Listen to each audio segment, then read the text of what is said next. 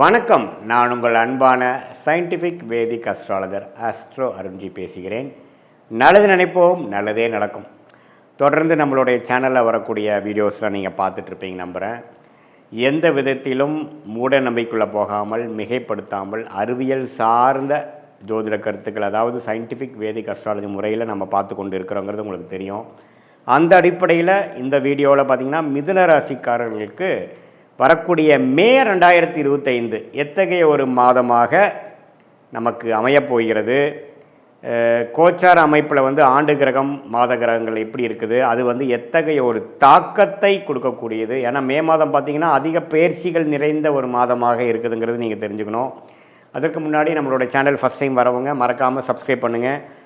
தொடர்ந்து நம்மளுடைய சயின்டிஃபிக் வேதிக் அஸ்ட்ராலஜி முறையில் துல்லியமான பலன்கள் நிறைந்த வீடியோஸ் உங்களை அடையும். அது மூலமாக நீங்கள் பலன் அணிவிக்கலாம்.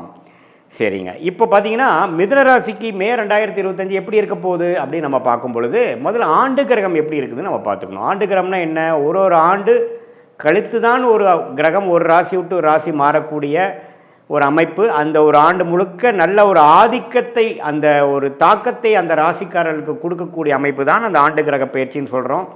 அதில் பார்த்திங்கன்னா சனிபிதான் மிகவும் உகந்த, மிகவும் பலம் நிறைந்த ஒரு கிரகமாக, கர்மகாரகனாக சனி வருகிறார். அது மார்ச் 29ஆம் தேதியே பார்த்திங்கன்னா மிதுனராசிக்கு தொழில் ஸ்தானம் என்று சொல்லப்படுகிற 10ஆம் இடத்துக்கு வந்துவிட்டது.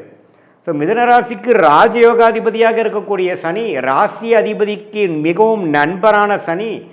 ராசி அதிபதி யார்? புதன். புதனுக்கு நண்பர் யார்? சனி. சனி யார்? ராஜயோகாதிபதியாக மிதுனத்துக்கு வருகிறார். அவர் 10ஆம் இடம் என்று சொல்லப்படுகிற த பெஸ்ட் பொசிஷன் என்று சொல்லப்படுகிற தொழில் வேலை அமைப்பை, வாழ்க்கையில் நம்மளுடைய ஸ்டேட்டஸை நிர்ணயிக்கக்கூடிய ஒரு 10ஆம் இடத்துக்கு வரக்கூடிய சனி எத்தகைய ஒரு தாக்கத்தை கொடுக்குறாருன்னு பார்த்தீங்கன்னா மிதுன ராசிக்காரர்களுக்கு இந்த ஒரு மாதமாகவே நீங்கள் ஏப்ரல் மாதம் பார்த்துருப்பீங்க. தொழில் விஷயமா, வேலை விஷயமா நிறைய நெருக்கடிகள், நிறைய சேஞ்சஸ், நிறைய விஷயங்கள் கொடுக்க ஆரம்பித்து உங்களை எந்த வழியில் கொண்டு போனால் நீங்கள் டெவலப் ஆவீங்களோ அந்த வழிக்கு கொண்டு வந்துட்டுருக்கிற ஆரம்பித்து விட்டார். அவருடைய ட்ரீட்மெண்ட் கடந்த மார்ச் 29 ஆரம்பிச்சிருச்சுங்கிறது நல்ல எல்லா மிதுன ராசிக்காரர்களுக்கும் ஒத்துப்பீங்க. இப்போ மே 1ஆம் தேதி என்ன நடக்குதுன்னு பார்த்தீங்கன்னா நல்லாவே பார்த்தீங்கன்னா குரு பேச்சு, ராகு பேச்சு எல்லாமே மே மாதம் நடக்குது. குறிப்பாக மே 15ஆம் தேதி குரு பார்த்தீங்கன்னா இதுவரை விரயத்தையும், வீண் செலவுகளையும், தூர பிரயாணங்களையும், மாணவர்களுக்கு ஒரு கான்சன்ட்ரேஷன் இல்லாத விஷயங்களும், சீனியர் சிட்டிசன் முதியோர்களுக்கு செலவுகளையும், மருத்துவ பிரச்சனைகளும் கொடுத்துக்கிட்டு குரு ராசிக்குள்ளேயே போய் எல்லாத்தையும் கொஞ்சம் நிறுத்துறார். முதல் டெவலப்மெண்ட் கொடுக்குறாரே இல்லையோ, முதல் பிரச்சனையை குறைக்கிறார், விரயத்தை குறைக்கிறார், வீண் அலைச்சலை குறைக்கிறார், கிளாரிட்டி இல்லாத செயல்களை குறைக்கிறார். எப்படி வராருன்னா விரயத்தில் இருக்கக்கூடிய குரு மே 15 ராசிக்குள்ளே வரும்பொழுது ராசி புத்துணர்ச்சி பெறுகிறது. நம்மளுடைய எண்ணங்கள் புத்துணர்ச்சி பெறுகிறது. சுவாரஸ்யமான ஒரு விஷயத்துக்குள்ளே போகிறோம்.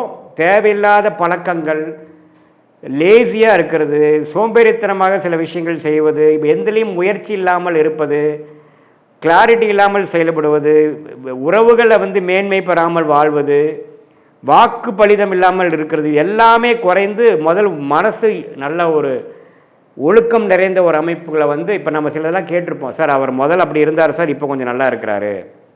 முதல் ஏனா தானே இருந்தார், முதல் பார்த்திங்கன்னா நைட்டு லேட்டாக தூங்குவார், காலையில் லேட்டாக எழுந்திரிப்பாருங்கிற ஒரு மாதிரியான ஒரு ஹேபிட்ஸ் இருக்கக்கூடிய அமைப்பில் இருக்கிறவங்க இப்போ போதும், வாழ்க்கையில் கொஞ்சம் உருப்படியாக செய்வோம் அப்படிங்கிற அமைப்புக்கு வருவாங்க. ஏன்னா ஒரு மிகப்பெரிய சுபகிரகம் என்று சொல்லப்படுகிற குரு மனசை குறிக்கக்கூடிய ராசிக்குள்ளேயே வரும்பொழுது ஒரு பெரிய பல்ப் எறிகிற மாதிரி நம்ம மைண்டில் என்ன ஆகும், போதுண்டா நம்ம வாழ்க்கையில் கொஞ்சம் உருப்படுறதுக்கு வழி பார்ப்போங்கிற ஒரு நல்ல புத்தி, குழந்தைகளாக இருந்தாலும் சரி, மாணவர்களாக இருந்தாலும் சரி, முதியோர்களாக இருந்தாலும் சரி, உத்தியோகத்தர்களாக இருந்தாலும் சரி, தொழிலதிபர்களாக இருந்தாலும் சரி, கல்யாணத்தை எதிர்பார்த்து கொண்டிருக்கிறவங்களாலும் சரி, எல்லாமே ஒரு பாசிட்டிவாக நடக்கக்கூடியது. ஒரு குரு பலனையும் கொடுக்குது. ஏன்னா 7ஆம் இடம் என்று சொல்லப்படுகிற திருமணஸ்தானத்தையும் பார்க்குறாரு இல்லையா, பாக்கியஸ்தானத்தையும் பார்க்குறாரு இல்லையா. குழந்தை செல்வத்தை எதிர்பார்த்து கொண்டிருந்தவர்களுக்கு குழந்தை செல்வத்தை கொடுத்து மனசை உத்வேகப்படுத்தி புத்துணர்ச்சி பெறக்கூடிய அமைப்பு. என்னென்ன மனசு புத்துணர்ச்சி ஆகிறதுக்கு என்னென்ன கொடுத்தா நீங்கள் புத்துணர்ச்சி ஆவீங்க அது எல்லாம் கொடுக்கக்கூடிய ஒரு ஆரோக்கியமான முறையில் கொடுக்கக்கூடிய அமைப்பு தான் இந்த பயிற்சி. ஸோ சனி பயிற்சி தொழிலில் நிறைய மும்முரமாக போகிறீங்க, தொழில் வேலையில் அதிகமான ஹார்ட் ஒர்க் பண்ண போகிறீங்க, புரட்சிகள் செய்ய போகிறீர்கள். அதே சமயத்தில் குரு ராசிக்குள்ள வரும்பொழுது அருமையான ஒரு மைண்ட் வந்து ஸ்டெபிளைஸ் ஆகிறது, டிஸ்ட்ராக்ஷன் குறைகிறது, சஞ்சலங்கள் குறைகிறது, எல்லாமே வந்து ஒரு நேர்கோடாக போகக்கூடிய அமைப்பு இருக்குது. அதே சமயத்தில் ராகு கேது பாருங்கள், இது வரைக்கும் ராகு 10ஆம் இடத்துலேருந்து ஒரு தொழிலில் ஒரு ஸ்திரத்தன்மையே இல்லாமல் செய்து கொண்டிருந்தார். இன்றைக்கி ஒன்று செய்கிறது, நாளைக்கு ஒன்று செய்கிறது, ஷேர் மார்க்கெட்டில் போய் பணத்தை விடுறது, அதே சமயத்தில் தேவையில்லாத ஒரு தொழிலில் பண்ணி மாட்டிக்கிறது, 4ஆம் இடத்துல கேது இருந்து இடம் வீடு தாயாருங்கிற சில விஷயத்தில் ஒரு கிளாரிட்டி இல்லாமல் சில பிரச்சனைகள், ஹெல்த் பிரச்சனைகள், சொத்து தகராறு, தேவையில்லாத சேதாரம், வண்டி வாகனம், இதில் மாற்றங்கள், செலவுகள், இது மாதிரிலாம் கொடுத்துட்டு இருந்தது. அருமையான ஒரு சேஃபான இடமாகிய கேது 3ஆம் இடத்துக்கும் ராகு 9ஆம் இடத்துக்கும் வருகிறார். இது என்னென்னா தந்தையாருக்கு கொஞ்சம் உடல்நல கோளாறுகள் அது மாதிரி கொடுக்குமே தவிர ஜாதகருக்கு மிதுன ராசிக்காரர்களுக்கு நல்ல யோகத்தை கொடுக்கக்கூடிய அமைப்பு. ஸோ ஆண்டு கிரகம் வந்து அருமையான அமைப்புக்குள்ளே வந்துட்டாருங்கிறது தான் உண்மை. 3 ஆண்டு கிரக அமைப்பும் நல்லா இருக்குது. ஸோ மாத கிரகம் எப்படி இருக்குன்னு பார்க்கும்பொழுது ராசி அதிபதியாகிய புதன் பார்த்திங்கன்னா மாதத்தின் முதல் வாரமே பார்த்திங்கன்னா 10ஆம் இடத்தில் இருக்கிறார். ஏப்ரல் முழுதும் பார்த்திங்கன்னா நீச்சப்பட்டு சனி ராகுவோட சேர்ந்து ஏப்ரல் மாதம் மிகவும் துயரப்பட்ட மிதுன ராசிக்காரர்கள் மே மாதத்திலேருந்து கொஞ்சம் கொஞ்சமாக அப்படியே மீண்டு வந்து அருமையான பலன்கள், நல்ல ஒரு தொழில் அமைப்பு, தொழிலில் நல்ல ஆர்வம், முன்னேற்றம், வேலையில் நல்ல ப்ரொமோஷன், மாணவர்களுக்கு நல்ல படிப்பில் நல்ல ஒரு உத்வேகமான ஒரு கான்சன்ட்ரேஷன், நல்ல ஒரு கான்ஃபிடென்ஸ், இது எல்லாத்தையுமே கொடுக்கக்கூடிய அமைப்பு அப்படியே மே 7ஆம் தேதியிலேருந்து அது படிப்படியாக நம்ம பார்க்கலாம். மே 23 பார்த்தீங்கன்னா இன்னுமே பெட்டருங்க. ஏன்னா மேஷத்தில் இருக்கக்கூடிய 11ஆம் வீட்டில் இருக்கக்கூடிய ராசி அதிபதியே பார்த்தீங்கன்னா ஜெயிக்கிறதுக்கு என்ன வழி, நம்ம வந்து எது மாதிரி குறைகளோடு நம்ம வாழ்ந்தோம், இனிமேல் அந்த குறைகளை எப்படி நிவர்த்தி செய்வது எல்லாமே உங்களுக்கு வரக்கூடிய அமைப்பு. ரிஷபத்துக்குள்ளே மே 23ஆம் தேதி வர்றது இன்னுமே நல்ல அமைப்பு. ஜாதகர் இன்னுமே கிளாரிட்டியோடு செயல்படுவார்.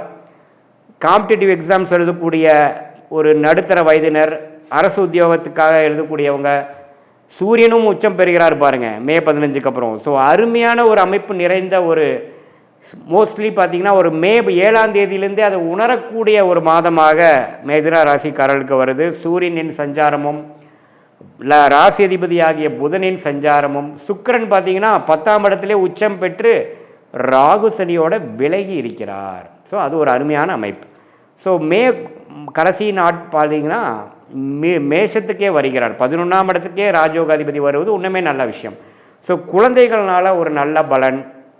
போன ஏப்ரல் மே பிப்ரவரி மாதம், அதாவது மாதத்தின் முதல் 2025 ஆண்டின் முதல் 4 மாதங்கள் எல்லாத்துலேயுமே பிரச்சனைகள், விரயங்கள், குழந்தைகள்னால மெனக்கெடுதல், குழந்தைகளுக்கு உடம்பு கோளாறு, இத்தனை பிரச்சனைகள் கொடுத்துட்டு இருந்தது. இப்போ படிப்படியாக எல்லாமே நற்செய்திகளாக பெனிஃபிட்ஸ் கொடுக்குற மாதிரி, நம்ம நினச்ச மாதிரி தீட்டின திட்டங்கள் நல்ல பாசிட்டிவான ரிசல்ட்ஸ் கிடைக்க ஆரம்பிச்சிருச்சுங்க அப்படிங்கிற மாதிரியும், ஒரு ஹோப் கொடுக்குற மாதிரியும், ஒரு கான்ஃபிடென்ஸ் கொடுக்குற மாதிரியும், ஒரு அடுத்த 2 வருஷம் தொழிலில் நம்ம என்ன பண்ண போகிறோம், வேலையில் எது மாதிரி பண்ண போகிறோங்கிற ஒரு விஷன் அப்படிங்கிற விஷயங்கள் கொடுக்க மாதிரியும், ஒரு தீர்க்கமான ஒரு மைண்ட் செட்டு, ஆம்பிஷன், உத்வேகம் கொடுக்கக்கூடிய ஒரு அமைப்பு தான் வந்து இந்த கிரகங்கள் அமைப்பு வந்து மிதுன ராசிக்காரர்களுக்கு இருக்குது. இதை வந்து நன்றாக உபயோகப்படுத்தி கொள்ள வேண்டும் என்கிறது தான் என்னுடைய தீராத ஆசை. மிதுன ராசிக்காரங்கள் இது ஒரு பொற்காலம், இதை வந்து கரெக்டாக யூஸ் பண்ணிக்கணும்.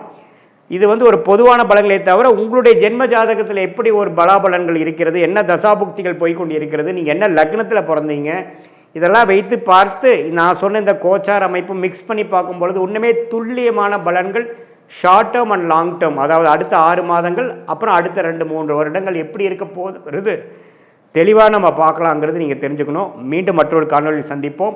நன்றி, வணக்கம். கடவுள் அருள் டிவியை பார்த்தமைக்க நன்றிகள். மேலும் இது போன்ற தகவல்களை தெரிந்து கொள்ள கடவுள் அருள் டிவியை சப்ஸ்கிரைப் செய்யுங்கள். மறக்காமல் பெல் ஐக்கானை கிளிக் செய்யுங்கள்.